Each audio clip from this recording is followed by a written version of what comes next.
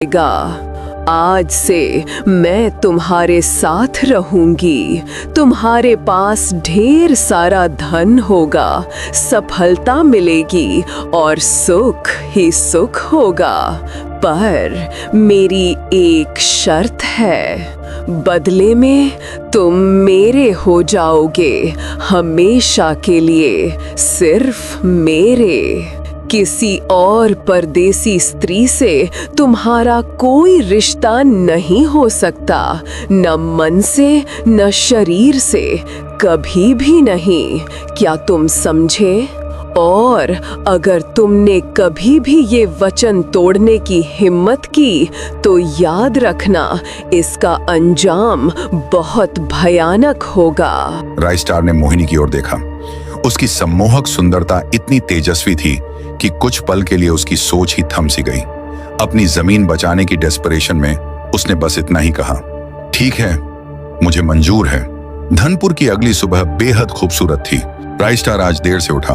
घर में चारों ओर देखा, सब वैसा ही था, गरीबी और सूखे खेतों की झलक। उसे लगा कि वह सब पागलपन था। इस सोच के साथ राइस्टार रोज की तरह अपने खेत की ओर निकल पड़ा। राइस्टार खेत को देखा, उससे उसके होश उड़ गए।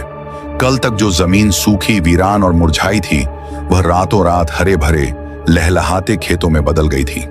यह किसी चमत्कार से कम नहीं था। राइस्टार को बेहद खुशी हुई।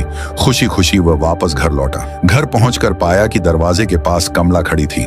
कमला ने खुश होकर कहा, अजी, आज तो कितना अच्छा दिन है। मैंने कहा था ना, उन बाबा के पास हर समस्या का हल है। चलो जल्दी से नाश्ता कर लो, फिर साथ में खेत चलेंगे। राइस्टार ने शर्त को याद करते हुए कहा, रुको वहीं, मेरे पास मत आना। मैं अभी सरपंच से बात करके आता हूँ। सारा कर्ज भी जल्द निपटा दूंगा। तुम अंदर जाओ और मुझसे थोड़ी दूर रहो। कमला का चेहरा उतर गया। वह झुंझलाहट में ऊपर चली गई। तभी राइस्टार ने थोड़ी दूरी पर मोहिनी को खड़े देखा। वह हंस रही थी। उसकी हंसी में एक मिठास थी। राइस्टार ने मोहिनी को एक कमजोर से मुस्कान दी। उसके चेहरे पर अब उम्मीद के साथ एक अनजाना डर भी सरक गया था। विजय तुरंत साहूकार के घर की ओर बढ़ा, कर्ज चुकाने के लिए। पर वहां पहुंचकर उसने देखा, साहूकार के घर के सामने जबरदस्त भीड़ थी। लोग दबी आवाज में कुछ सनसनीखेज चर्चा कर रहे थे। राइस्टार चिल्लाया, यहाँ क्या हुआ है? इतनी भीड़ क्यों लगी है? एक आदमी सन्न होकर बोला, अरे राइस्टार, सुना नहीं क्या? कल रात करीब 1 बजे जब साहूकार नींद में था, एक भयानक हवा उसके घर में घुसी और कमरे में जाके साहूकार का सर ही धड़ से अलग कर देता। वो नींद में ही चल बसा। जब सुबह नौकर ने दरवाजा खोला तो वो बिस्तर पर धड़ से अलग पड़ा था।